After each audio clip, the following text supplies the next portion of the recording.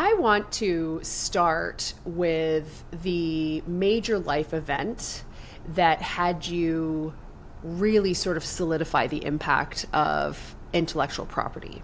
So I know a big part of your entrepreneurial story is a cancer diagnosis. I'd love you to tell us a little bit about this and how it shifted your approach toward business growth.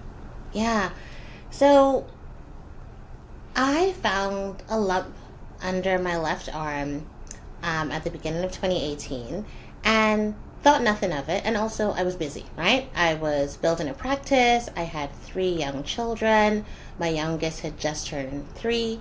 And I was like, I'm sure it's fine. And it was not. It turned out to be a stage 2 breast cancer diagnosis. And I remember just being so shocked, right? Because I was 37. I had no family history of it. My great-grandmother lived to 106. Like, no one in my family dies under the age of 90. I was like, how is this happening? And I remember feeling, well, I still have to work, right? I was sole provider for my 3 kids. And I was like, well, I'm going to have to figure out a way to work. Because at the time, I had very little help in my business. I had a VA who worked a few hours a week, but that was it. Other than that, the business was me. And you're like a full-time lawyer. Oh, full-time lawyer. And so just to give you an idea of my insane schedule, which probably contributed to the cancer, I would take my kids to school and to daycare. I would network and they were 3 all day. And then how old? They were 3? 3, 7, and 9. Oh my gosh. Yeah. So young kids.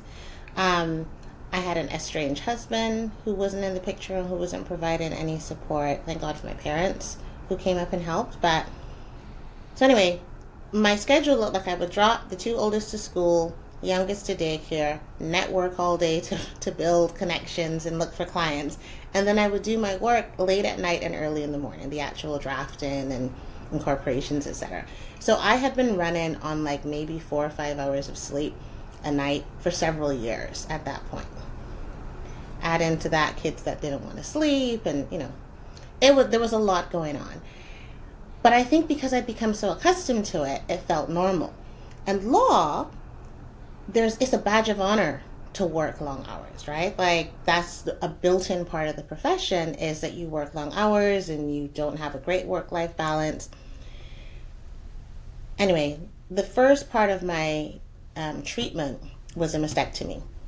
And I came out of the surgery and I was in the recovery bay. Eleanor, I wasn't even in the room that they put you in after. I was in the recovery bay with everyone else.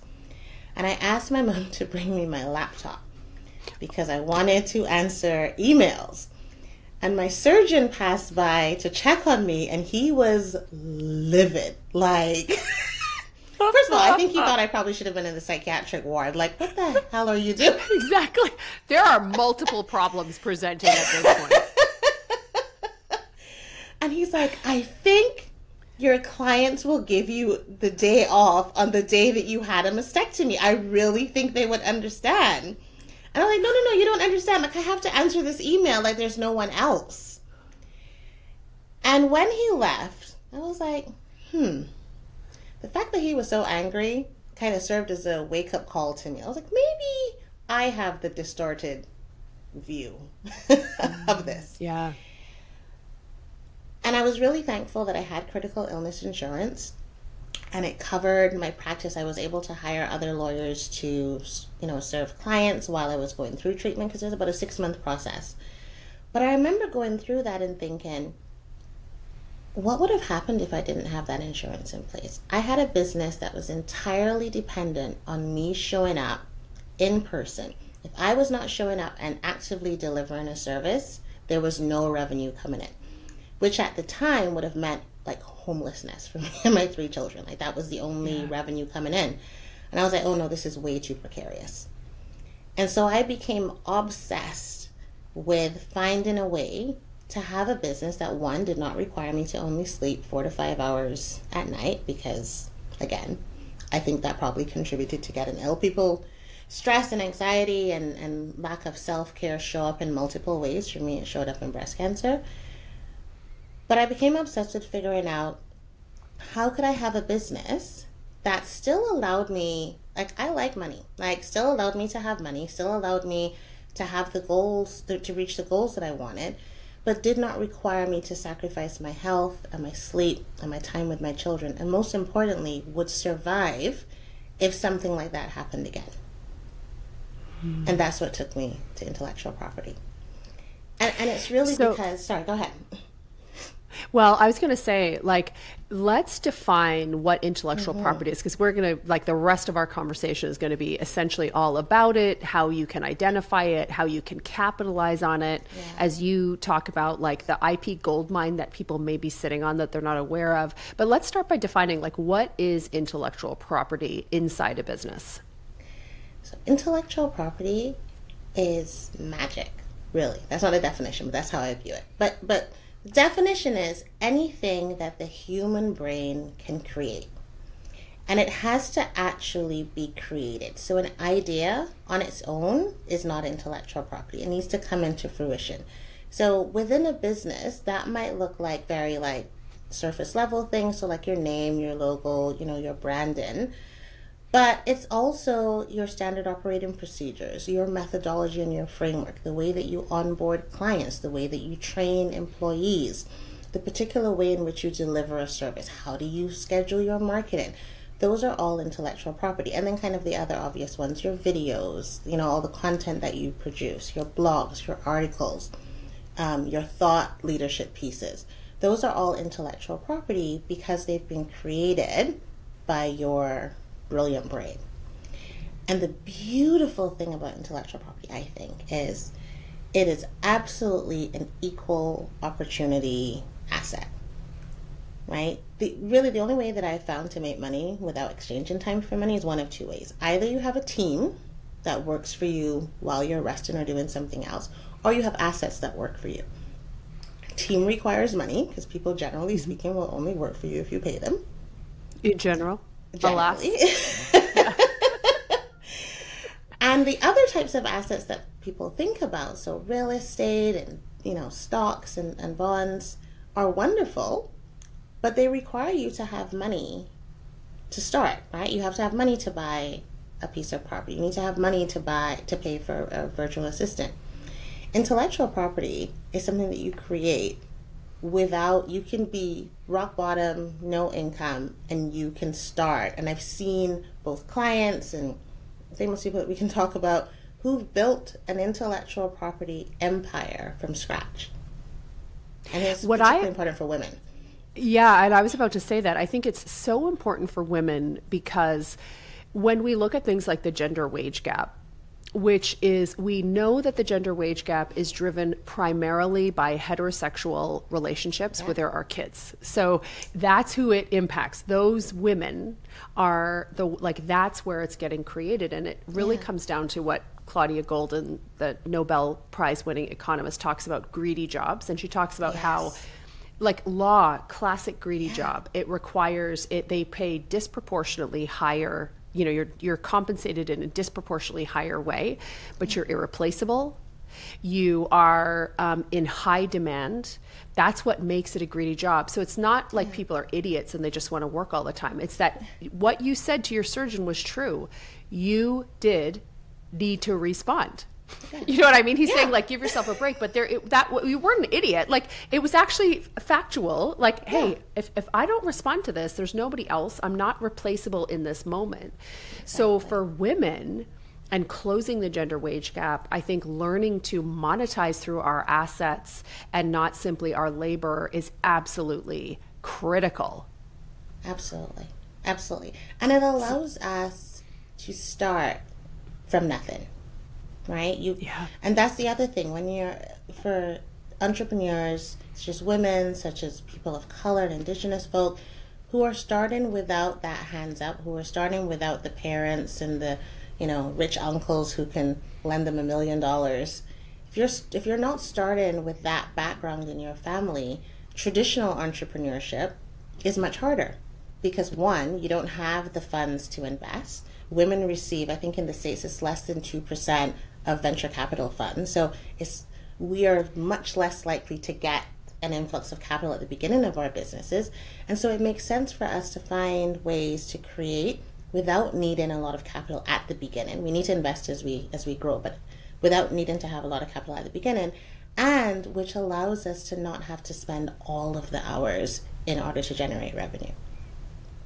So true. Okay, so when you were talking about what intellectual property is, it struck me that you were talking about certain things that are more internal facing, like how you onboard people, how you how you do the thing that you do. So it's very internal facing. Yes. And then things that are more external facing. So when people build these IP empires, can you start to break them down so that we can really see and understand? So I want to start with internal facing. So how does, because so many entrepreneurs, hey, we do it this way, and it's kind of a cool way, but they've never really thought that there is a monetization opportunity there, or that this is potentially something worth protecting. Can you walk us through that process?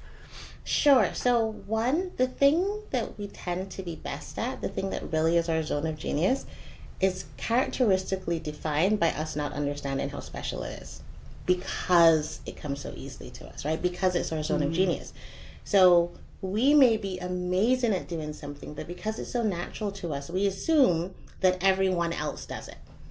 And so we undervalue it. And so, as you said, people will create fantastic systems and ways of doing things, and it is purely internal. Because as far as they're concerned, well, this is just how I do it. Why would anyone be interested in it?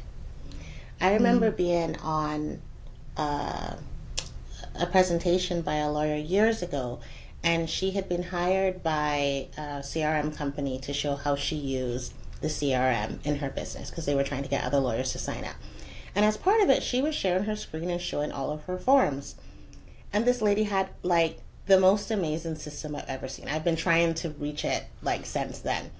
And on the call, people were no longer interested in the CRM system. They were like, name your price. What do we who do we need to kill? What do we need to sell? I will go mortgage my house. Name your price. I want your forms.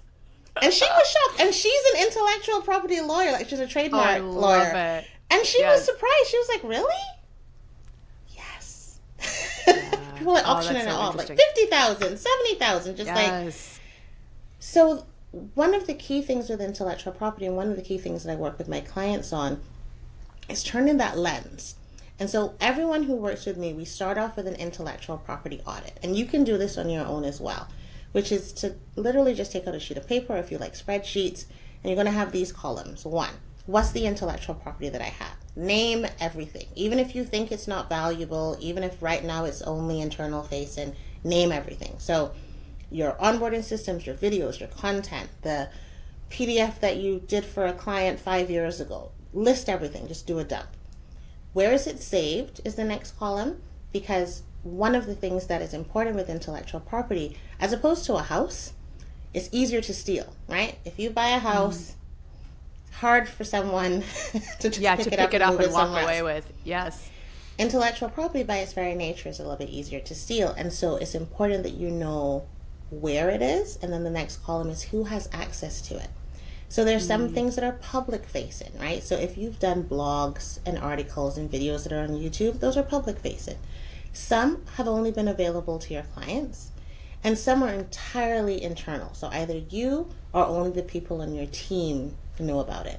That's often where you have your trade secrets. And trade secrets, there are 4 different types of intellectual property. There's trademark, copyright, patent, and trade secrets. Most people know about trademark. You can register those. You can register a trademark, patent, and copyright. Trademark is anything that distinguishes you in the marketplace. Copyright is the right that you give people to copy your content.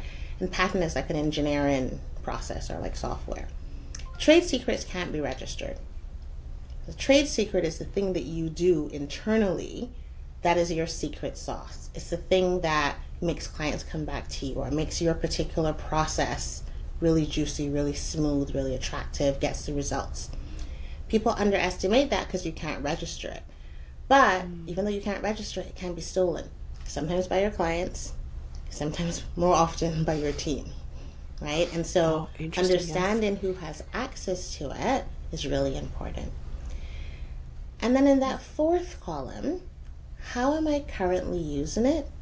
And where else could I be using it? And that's where the opportunities start to arise. So in the case of the lawyer that I was talking about, that fourth column would be, I use these forms for my team, right? She's got other lawyers working for her, and when they get an assignment, I think they were using Trello at the time, when they get an assignment, there's just a list of all the things they need to do to draft and apply for a trademark.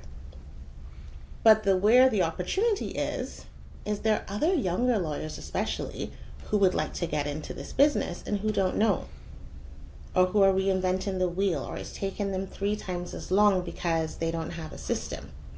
This is an opportunity where something that I'm using internally can now be sold, and sold at scale, because I don't have to be involved in the delivery of it, which is where it's not greedy. Yes. Yeah, it's not a greedy job. I love that. And so this is where I guess the idea of, your program, I Uncover Your IP Gold Mine, comes from, i.e. so many entrepreneurs are sitting on a gold mine of things that they use, of things that are incredibly valuable and practical and useful and helpful that they probably don't realize. That's exactly it. And that's really where the goal is. And that's where the ability to scale is. And I've worked with clients to set up certification programs. I've worked with clients who are experts in their field and like really strong in thought leadership. And in the past, the only way that they've made money is showing up to do workshops, for example, right? Yeah. Or one-on-one or small group coaching, which is great. But again, it's a greedy job. It requires you to show up in person. Whereas if you are being constantly hired by corporate or organizations, for example, to do, 3 or 4 signature workshops, is there a way that you could package what you do in a way that the employees or the stakeholders of those organizations could access it without you having to show up? And that way, one, you no longer have a business that is greedy of your time. You have more time then to work on the business, which we know is the holy grail of entrepreneurship. And now you open yourself up to a huge new audience, because maybe 20 people can afford your time one-on-one, but maybe there are 100 companies that would be able to afford licensing your program. Love it. So let's walk through. So we've talked about internal and really taking a look at internal. And the other thing about this that these internal systems that you're talking about, to what degree do they build the value of a company for sale? Oh, it's huge. That's right? What it is, right? Yeah. Oh, I could talk so you can sell it to other people, right? You could sell it to other people, your internal process. We're going to get to external in a minute, y'all. Don't worry. Yes. But the internal, so you can, number one, sell it to others, like the lawyer example. But now she has all of this. So what impact do you think, that has on the sale price or the value of her company itself if she identifies it? Sorry, I just got really excited. We just did a round table about this. Because I want more women to exit rich. And we tend to be in service businesses. And service businesses traditionally have required you to show up in person. You are the point person. Nothing happens without you. It's very difficult to sell those businesses because you can't sell yourself. I mean, you can negotiate, and there, Joanna Griffiths. You can do an acqui-hire. Exactly, right? But you're still working. You haven't really fully exited. Like, you have a whole lot of cash, so that's great. Yeah. But you haven't exited. You're still leading the company. That can help take the pain away. Yeah. To a degree, but we can go for more, ladies. We can go for more. We could have all that money and be on a beach, right? So the only way that someone will buy a business is if they believe that there are clear enough systems and processes in place that can be replicated by someone other than you. It doesn't matter how much your business is making. You could be making $10 million a year. If that business is dependent on you being there, it becomes much harder to sell. And if you do sell it, you'll get a lot less for it. A business that has really great systems that can be replicated, where people can see that the revenue is coming. Yes, you're the visionary, but you don't have to be involved in the day-to-day management of it. Those businesses are far more valuable because someone can say, hey, if I buy this business from you for $10 million, I know, or I'm pretty sure that this is the return that I'm going to get on my investment, for the next 10, 20 years. Mm-hmm. And that's the key. So the other beautiful thing about like the internal side and intellectual property in general is not only does it help you to make more money while you're running your business, but it also helps you to make more money on the exit of your business. Now, question about that, around that, which is, so we know, so for instance, like we're going to talk about things like licensing and certification here in a moment, and some of the protections that you want to have in place and da-da-da-da-da. But when you think about these internal processes, is it enough to just have them documented? Or how do you protect the intellectual property of internal processes? Yeah. Contracts. Like that's the simplest contracts. Because you can't register it anywhere, right? No. It's trade secrets. There's no registration process for that. So that's where you have to be really careful about who you share it with, and that the people that you share it with have signed contracts that are very clear about how they can use it. Right, the boundaries essentially. This is Andrea's Henry's "Don't fuck with us" side of her personality, which you don't. You know what I mean? It's fun when that comes out. Yeah, I was thinking about that this morning. This is her lawyer upside. You know what I mean? She's got a lot. Right. This is the lawyer upside. Yeah. Trade secrets are protected by contracts. Yeah, and we have to enforce them. And so I'll share this as well. And again, speaking generally. But I have been in practice for 16 years, and I have worked with entrepreneurs at all stages. And not once in the 16 years that I've been practicing law has a man ever said to me, I think the contract is too harsh, or I'm not sure whether I should ask someone to sign this. I feel like they may feel offended. But women say that all the time. And I want us to understand that it's not being a bad person to protect the thing that you have built.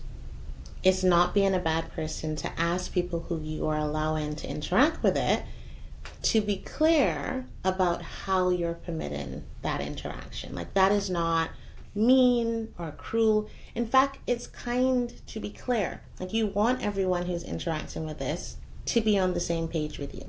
And you want to preserve relationships. The best way to preserve those relationships is to make sure from the beginning you're on the same page. And that's what contracts do. So cool. Okay. So fascinating. And so let's just kind of, if you could briefly flick at, even before we get to external, what are the core types of contracts you're talking about? So I suppose contractor contracts, employee contracts, like any, what are the broad so that people can start to see? Because I feel like we need to make this practical and tactical, because it's otherwise it's easy to be like, I'll forget about it. But if they can see, and so then they know, what are they asking for when they go to start to talk to IP attorneys? Absolutely. So that IP audit, which tells you who's interacting with it, is the place to start. So if you are sharing, so for example, if you are a coach and you are sharing with your clients proprietary information, so how to design a webinar, for example, you want to make sure that you've got in your terms and conditions with your clients, hey, I'm sharing this information for you to use in your own business. I'm happy with that. I'm not happy with you taking this information and selling it to other people. Got it. Right? So that would be your client contract or your terms and conditions. If it's not your clients, but rather it's your team members, your employees, or your contractors, then it would be in your employee agreement or your independent contractor agreement, similar wording. You can use this while you're working with me. You're not allowed to use it or share it with people once you leave or in your other, your other endeavors. If you're just maybe exploring a relationship with someone, so say for example, you're developing an app. So you've got a website, there's a service that you provide, and now you want to create an app. You need to have a conversation with software developers, but you haven't hired them yet. Or maybe it's a contractor that needs to build something for you, like a website or a program. But they're not you haven't engaged them to work for you yet, but you do have to disclose some of the information. That's where you would want an NDA, a non-disclosure agreement. So those would be the super key, helpful. Yeah. So the three sort of power contracts. Yeah. Because those are the people who are most likely to get access to it. Yeah. Love it. But I do want to say on the external. Yeah. Let's go to. let's talk about external. So walk us through external. Yeah. So the segue to that is you have to be careful about what you're okay with the public consuming and what you want to be private. And that's a really difficult thing for entrepreneurs to do in this environment of content marketing. Because we do have to share, right? If we don't ever share what we're about, no one will know. We don't get credibility and visibility and all that good stuff. And so you have to be okay with the fact that the things that you share publicly are essentially lost, right? Or let me not say that. They're used for a different purpose. You're not leveraging that intellectual property to put into a program or to sell. You're leveraging that intellectual property to call people into your community. And I think if people thought about it in that way, they'd be less upset when someone, I've had people really quote unquote upset. steal. Yeah, I'm like, but you're talking about it everywhere, so this is it. And it's not for it's basically the free domain at the public domain at this point. This is it. If you put it out in public, understand that the purpose is not for you to sell that. That's for people to learn about you and to be like, yeah, I want to come work with this person because clearly they know what they're talking about. And so in your own mind as the entrepreneur, you need to be comfortable with what's public facing. My blogs, my social media posts, the videos that I put on YouTube, those are all public facing. And I would like people to be a lot less concerned with those. Like, you don't need to put, I understand if you want to, and no one loves to see someone, copy in word for word a blog post that you've done. And so you can certainly put all rights reserved, and you can have things on your website. But really and truly, once it's out into the public, you really don't have a ton of control over how people use it. And so you need to be judicious in what you share and what you keep. So if you are, for example, you want to talk about a program and your program has 5 steps, you might want to talk about 2 of those steps in more detail. But maybe the really punchy thing stays behind the paywall, right? And only your clients get access to that. And so being more aware of the benefit. The other thing is, it depends on what it is you want to do with your IP. There's some people who've built their brands on the basis of being essentially influencers, in which case you want people to share your stuff. You want people to copy it and stitch it on TikTok, and because you want the visibility, because the more people that are interacting with your brand and seeing value in it, whether it's entertainment or educational, the more attractive you are to the brands that you want to sponsor you or to do licensing agreements with you. So an example is Tabitha Brown from the States. So Tabitha Brown started off as an Uber driver. She wanted to be an actress. She wasn't finding any success in her auditions. She was an Uber driver, and she did a review of a Whole Foods vegan sandwich, which went viral. From there, she spun that into a book. She spun that into a show that she did. And I think either earlier this year or early this year, she started a new brand at Target. So she now has Tabitha Brown licensed kitchenware, cookware, and vegan food at Target. And like licensing, that level of licensing is where all the money is made, which is why, like, what do you think about people like Mr. Beast? Yes. Right? Brilliant. Oh, I know. I just oh my gosh. It's and why? Because his stuff goes viral. So Mr. Beast is genuinely a genius, and he talks about genuinely a genius. He talks about how he was really honed in on things going viral. Like, he specifically created videos and spent all of his attention and money, etc., on making things go viral, because he understood that a small improvement would, exponentially in terms of the number of people who were watching. That's not someone who's concerned about people copying or sharing. He wants you to do that. That's how I ended up in England last year, driving around, trying to find on Uber a Mr. Beast hamburger, because my son was like, we're finally in a place that it didn't even taste that good. I know, right? Come on, you know that you were like, also, well, fine, let me take a look. Was this the kid who puts trademarks on things? No, this is the other kid. Okay. But we can share that story. Andrea and I were talking about jokes about being the child of a trademark attorney. Let's just leave it at trademarking your homework, y'all. Yeah.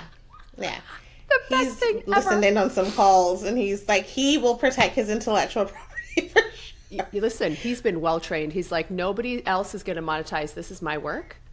Exactly. I'm going to make sure that I protect it. You can't have it. All over. When he starts licensing his assignments.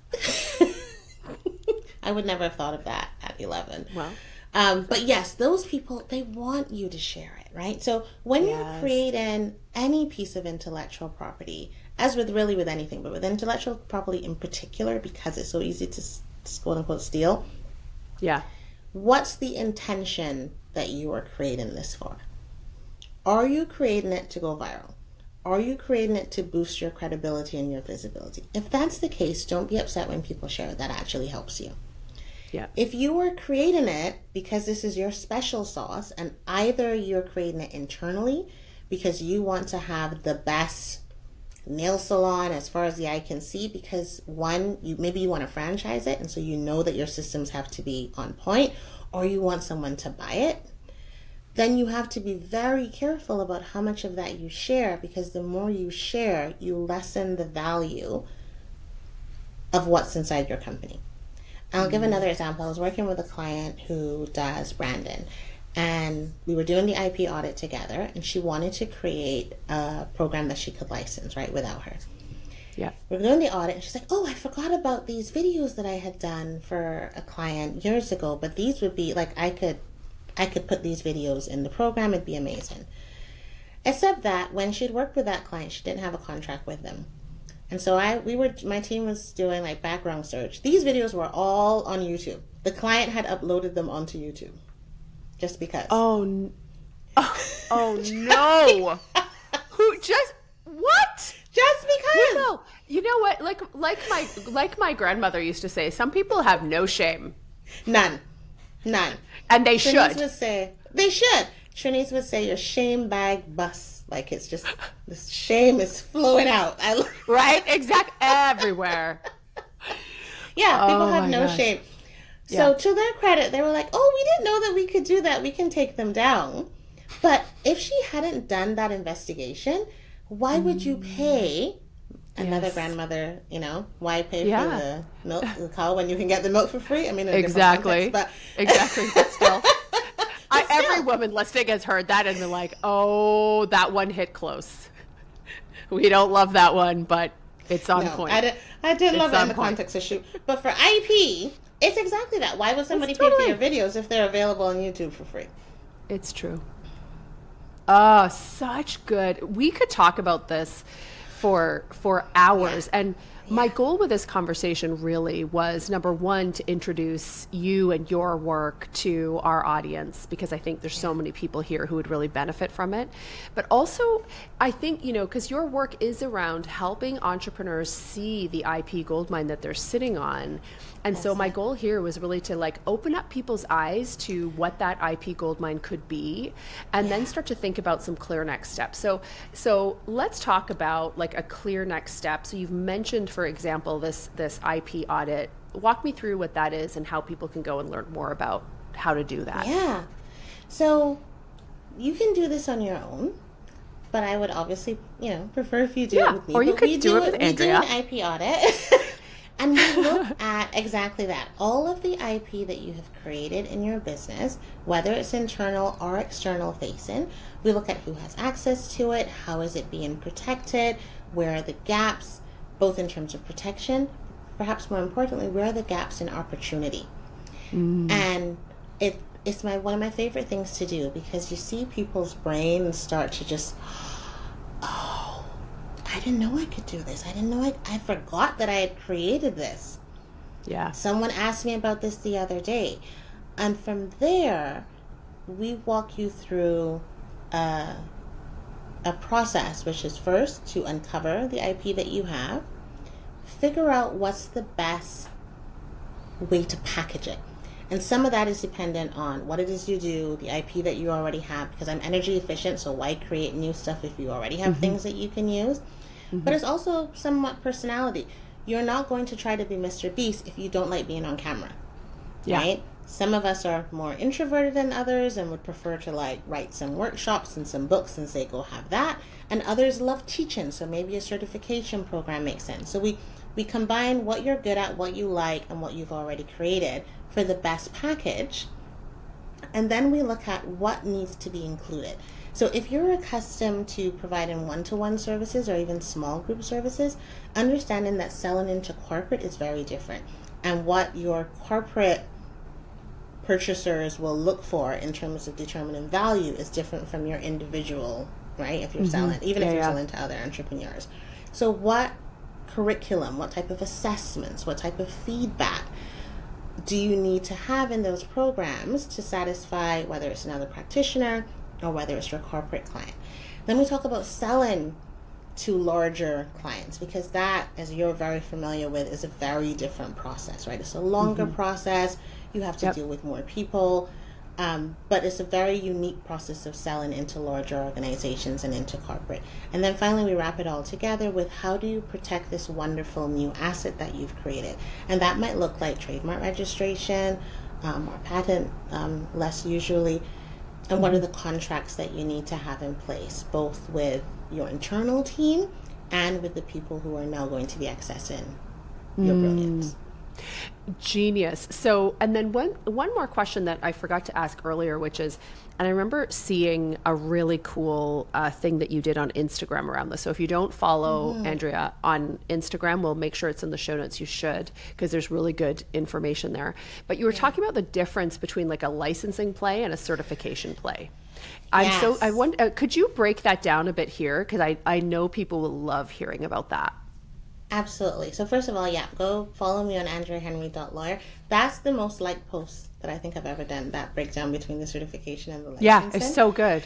Yeah. It's so good. So a certification program essentially says to the world that these people that you've trained can do something in the way that you do it. So it's common with coaches and other professionals. So if you are a therapist or you dye hair or, whatever your particular skill set is, you've got a methodology.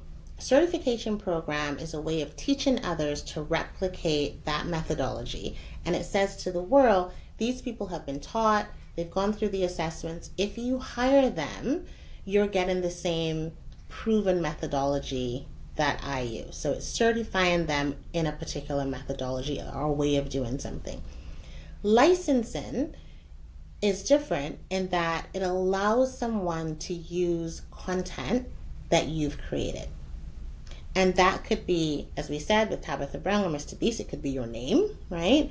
And the branding and the reputation associated with it. It could also be more tangible. If you've created a course, so let's say there's a course and right now you're selling, you're online and you're selling that to individuals.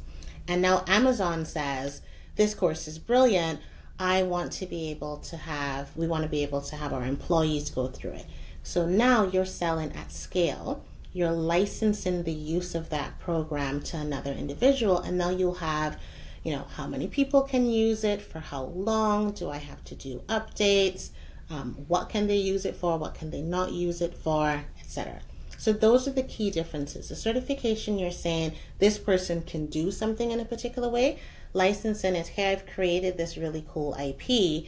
I'm going to share it with you under these conditions. Now, I remember talking to, I can't remember who it was. Her last name is escaping me. Anyway, she was talking about the difference between like why you would create a licensing play versus why you create a certification play. And what she said is that she'd observed that in general, you kind of have to be a big deal to have the certification work. You know what I mean? Versus, but we were talking about it. Else. I know. Was it maybe Pam? It was Pam. Oh my gosh. Cubicle Pamela Nation. Slim?